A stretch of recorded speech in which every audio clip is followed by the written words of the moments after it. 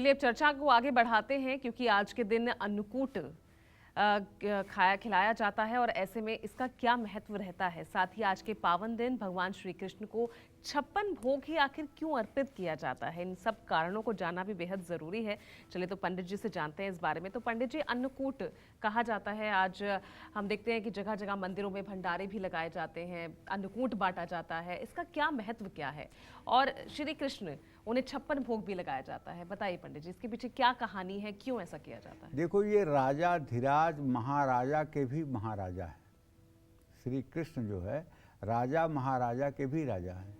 ऐसा नहीं कि श्री कृष्ण जब देवकी के गर्भ से उत्पन्न हुए या नंद यशोदा के यहाँ गए तभी कृष्ण थे। इसके पहले भी कृष्ण थे जो गोलोक में रहते थे, राधा रानी के साथ रहते थे।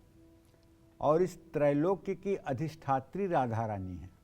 पूरी दुनिया कृष्ण की पूजा करती है, लेकिन कृष्ण राधा रानी की पूजा करते हैं जी। ठीक है। तो इस त्रैलोक्य की अधिष्ठात्री जो है वो राधा रानी है।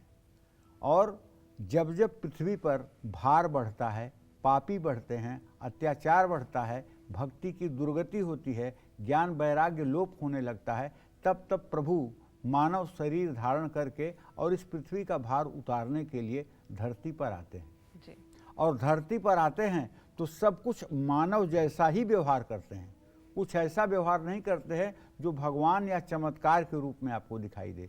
सब कुछ मानवेतर दिखाई देता है। ठीक है। तो आज गोवर्धन पूजा है। अब गोवर्धन के बारे में इतना जान लीजिए कि इंद्र कुपित होकर के बरसात कर रहा था।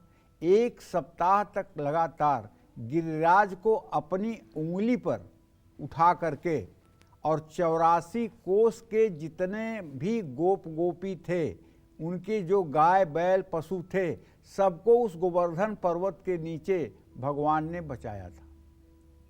लेकिन एक बात यहाँ भी कहना चाहूँगा, अतिशयोक्ति नहीं है।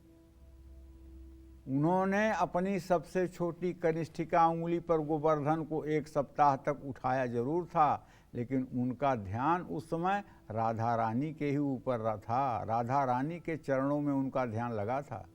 ये राधा रानी की शक्ति थी कि पूरा पर्वत उनकी छोटी सी उंगली पर टिका हुआ था। इस शक्ति को भूलना बहुत बड़ी भूल होगी। तो आज गोवर्धन पूजा को अन्नकूट के नाम से भी जाना जाता है। आज के दिन घरों और मंदिरों में अन्नकूट के रूप में कढ़ी, चावल, बाजरा, हरी सब्जियां मिला करके बनाया गया भोजन खाने से और प्रसाद के रूप में बांटने की परंपरा है। आज के दिन व्यक्ति गोवर्धन के प्रसाद के रूप में ये सब चीज़ें खाते हैं, दूसरों को भी खिलाते हैं या दान करते हैं, या उसके घर में अन्न के भंडार हमेशा भरे रहते हैं। ऐसे लोग जो उत्तम उत्तम उपाय करते हैं। भविष्य पुराण के अनुसार आज के दिन किया गया दान अक्षय हो जाता है और भगवान विष्णु का आशीर्वाद मिलता है। अगर आपको इसका असली स्वरूप देखना है तो आज आप उत्तर प्रदेश के मथुरा जिले में गोवर्धन नाम के स्थान पर गिरिराज स्थित हैं। वहां पहुंच करके आज इसका आप असली स्वरूप देख सकते हैं। वहाँ गिरिराज का दान घाटी में मंदिर है, जिनका दर्शन कर सकते हैं, जहाँ दीपदान का बहुत बड़ा महत्व तो है। मुझे भी इस दीपावली पर वहाँ जाने का मौका मिला था, दीपदान करने का मौका मिला था। और वहीं से लगभग गिरिराज के मंदिर से 1 किलोमीटर की दूरी पे मानसी गंगा मंदिर है। मानसी गंगा आप जरूर जाइएगा। वहाँ का दृश्य, वहाँ की शक्ति इतना आपको अपनी तरफ आकर्षित करेगी कि आप वहाँ बिना रुके नहीं रह पाएंगे।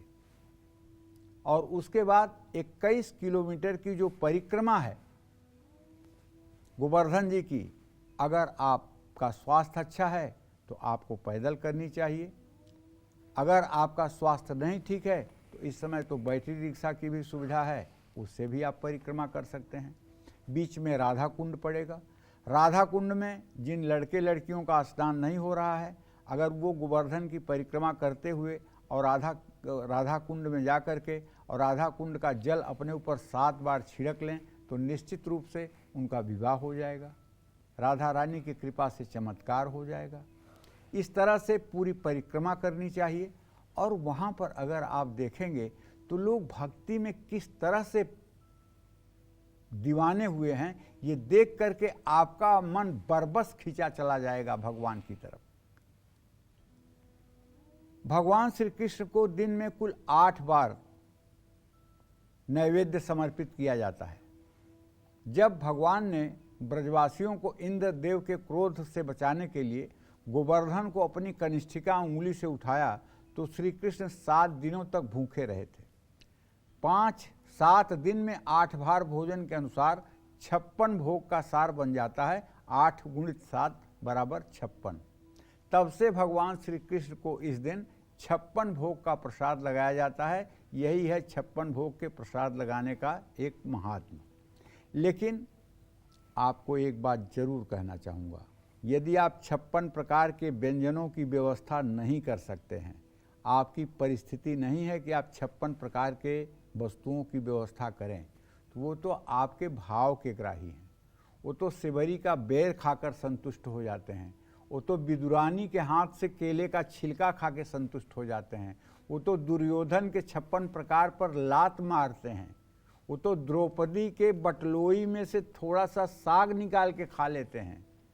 उन्हें किसी चीज़ की भूख नहीं है। वो तो मंगल भवन हैं, अमंगलहारी हैं, जिनका पैर लक्ष्मी सहलाती हैं, फिर भी जो अपने भक्तों की तरफ देखते रहते हैं, वो आपकी परिस्थिति के अनुसार जो आपका भाव है उसी को स्वीकार करते हैं। हाँ, अगर भगवान ने आपको सामर्थ्य दिया है तो आपको 56 प्रकार का भोग बनवा करके भगवान को अर्पित करना चाहिए और जन समुदाय में भी वितरित करना चाहिए। लेकिन अगर आप 56 प्रकार के भोज बनाने में असमर्थ हैं, आपकी आर्थिक स्थिति नहीं है, आपकी स्थिति नहीं बन पा रही है, तो आप जो भी नैवेद्य बनाएं, जो भी भोजन बनाएं, उसे उन्हें अगर आप श्रद्धा के साथ समर्पित करें तो मैं विश्वास के साथ कह सकता हूं कि वो 56 प्रकार ही समझ करके उसको स्वीकार करेंगे। इसमें कोई दो राय नहीं है। जय मां विंध्यवासिनी।